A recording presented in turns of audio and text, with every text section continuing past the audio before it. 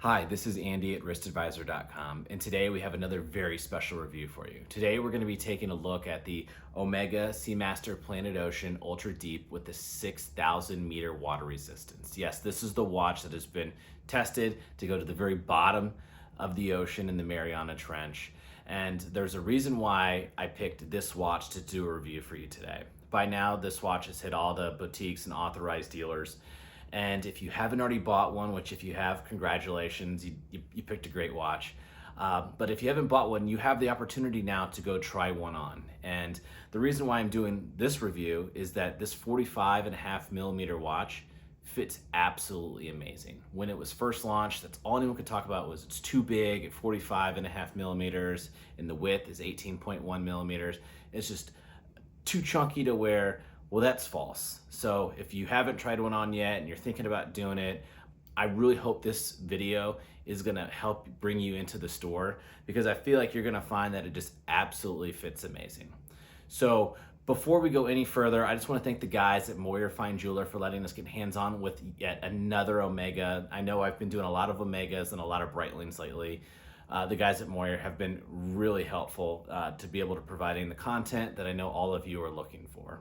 So before we do some close-ups on the watch and compare it to the Submariner, I just want to talk about my initial thoughts. And when I first got hands-on with this, I wore it for about 10 minutes just to get the feel. And the first thing that came to my mind, other than how it wears, was that this is just, in my opinion, the best at what Omega can do. And it's not just the 6,000 meter water resistance, even though that does play a huge role into this. I mean, the engineering's pretty impressive, but and I like to compare it to like an iPhone or a smart car or anything like that. When you use these other products, you can tell that every little thing, every little detail has had a lot of thought that goes into it. And the exact same thing for this Ultra Deep. I love the color schemes, the radiant dials. Like I said, even though that the case is large, it fits a wrist. I have a 7-inch wrist now, and it is absolutely just extremely comfortable to wear on it. It's lighter than what I thought. The Omega steel is so bright on this thing. You're gonna be able to see it in the close-up shots. So, initial thoughts, it exceeded my expectations in ways that I couldn't have imagined. And I'm so excited to be able to bring this review for you guys today. So let's go ahead and let's get some close-up shots of this. We'll go into some of the specs, and then after that, we'll take a look at some of the features of the watch that really make this stand out. All right, so now let's get into the specs of this watch. Yes, this is a beefy watch, and let's talk about the case. We have a 45.5 millimeter diameter. We have an 18.1 millimeter thickness. Now, actually, this is not the thickest watch that Omega makes. The Planet Ocean chronograph is 18.7 millimeters thick. So, although this is beefy, you can go larger with Omega. We have a 51.9 millimeter lug distance, and we have a 22 millimeter lug to lug right here. On the rubber strap, this is 170 grams. And if you wanted it on the Omega steel bracelet, it's gonna jump 50 grams more. Actually, no, not 50, 84 grams more.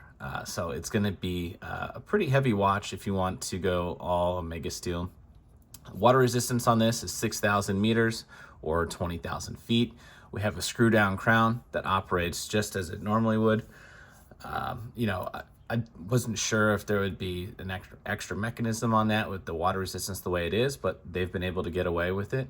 For the crystal, we have a domed, what Omega calls protuberant and scratch resistant sapphire crystal. When you hold it at a certain angle, it domes a little bit. And what's a really interesting feature, and then you can see it right now, is that on the outside of the sapphire, you can see the luminous hands, as it just provides a little extra design element. I don't know if that was intended or it's just a byproduct of what Omega had to do for the crystal to keep that water resistance, but I really like that aspect of the watch. Let me put it on the wrist for you. And as you can see, I've had a little bit of trouble getting this on. I'm doing a lot better right now than what I have been. I don't know if it's just the bracelet being new or the silicon just being a little tricky, but yeah, it's been a little hard to take on and off. All right, so here is it on the wrist.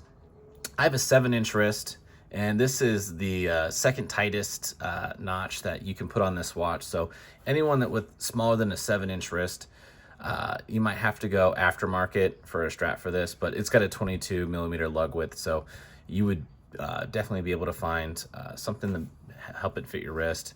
But as you can see, it is a large watch. It's not meant for smaller people. Let's give you a look down wrist on it. It is beefy. And I brought my Submariner with me today to show you guys just some comparisons of kind of what is standard or average dimensions in the dive watch category. And let me take this off to show you what it looks like as far as thickness side by side. It is noticeably different. But like I said, when you wear the Ultra Deep, you don't really notice it as much. Okay, so here are the two side by side. You can see that the Submariner is extremely thin compared to this watch. But that's okay. I mean, the Ultra Deep's going for something a little bit different, little different design category. And I think Omega's hit it out of the park with this. Now, there are other references that are available for purchase. Omega has done a great job of incorporating orange, which is that classic Planet Ocean colorway, into this. So you can get it with an orange bezel with orange radiant dial right here. I'm gonna try to move it for you, like for you to see the whole Omega logo and the writing on here.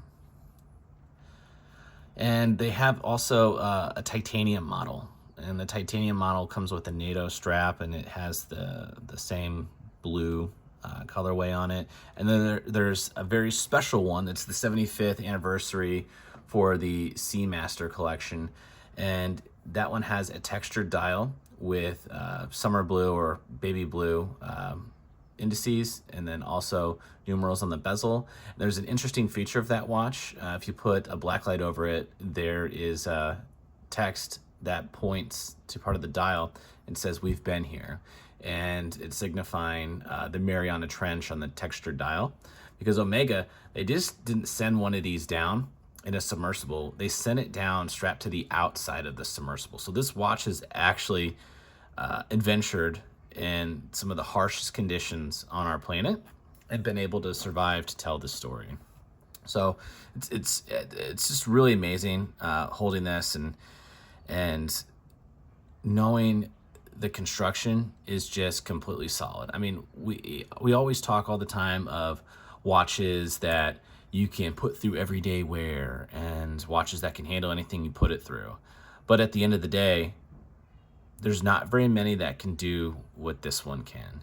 And it's just having a feeling of confidence on your wrists. So, you know, again, absolutely amazing execution by Omega on this.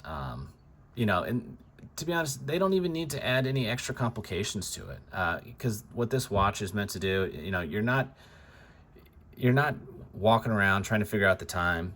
It's not the most important thing to understand how to, you know, put a chronograph in this. You're wearing this because you need to know the exact time at a certain condition, and that condition is going to be harsh. So you have the bezel that has a very nice click action. It's not smooth, but it's very precise. And I think Omega went with that on purpose. So when this thing moves, you're putting it exactly in the spot you want, compared to more of a smooth action bezel, where it would be easier to either overclick or underclick when you're moving the bezel around. So, you know, that's a really great, I think, high-level overview of some of the specs and features of this watch, and getting you some wrist shots on what it looks like on a 7-inch wrist that could be used for complete daily wear. So let's move on to our closing thoughts and talk about pricing and value, and would this be a watch that I would personally want to own? Okay, now it's time for my closing thoughts on the Omega Planet Ocean Ultra Deep. First, I want to talk price and value of this watch. This reference is priced at $12,300. And do I think it's priced right? And do I think that there's a good value on this watch? And it's yes and yes. I know that 12,300 might seem like a large price tag, but considering how well Omegas have been holding their value on the secondary market, I think this is great. And then also I want to compare it to competitors. Rolex came out with a really serious dive watch, the Deep Sea Challenge. That watch is priced at over $25,000. This is less than half of that, and it's just as serious as a dive watch. And then there's the Oris Aquas makes a 4,000 meter dive watch that comes in just a little under 700. So, you know, the Omega is priced in between, but I think that the quality and the construction is every bit of what the Rolex is, even though that has a little bit deeper of a dive depth rating. I believe this is the only one that's actually been tested outside of a submersible to go down into the Mariana Trench. So value there, price I think is about right at $12,300, considering that you can get a Submariner for a little bit less than that, and the Sea Dweller is going to be a couple $1,000s more. This is priced right in the middle, and I think that it's a great value for this watch.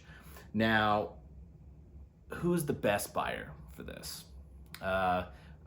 If you're a small person and you have a small wrist, I mean, the slim case design and the fit and finish of this, it's only going to go so far if you're not big enough to fill it out a little bit. So if you're a medium to larger size guy, I think that this is going to fit really well for you. Who else is this for? This is for the Omega enthusiast. I've said it multiple times, and I'm going to say it one more time at the very end. I think this represents the best of what Omega can do.